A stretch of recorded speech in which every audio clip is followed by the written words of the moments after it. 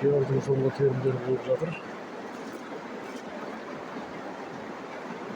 Жаңбыр дейін көп тұр, шелектеп.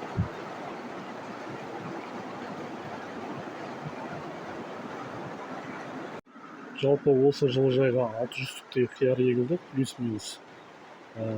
2 айдан сәл аса уақыт тердік. 2,5 тоннадай қияр жинап алдық. Енді бұзатын боламыз. Әлі де гүлдеп салып жатқандар бар, бірақ енді керек емес, себебі астында түтін ай бар. Түтін айды өсіру керек болып тұр. Ары қарай қазір соңғы терімдерді теріп бітіп жатыр. 3 пакеттей шықты. Қатты толмады енді. Салмағы 71-де 600 шығып тұр. Енді 600 түптен 2,5 тоннадай қияр жинап алу деген жақсы көрсеткіштер болып есептеледі. Одан да сәл көбірек алуға болатын еді, бірақ біз қиярда тоқтатуымызға тура келеді, себебі астындағы түтін айды өсіру керек болып тұр.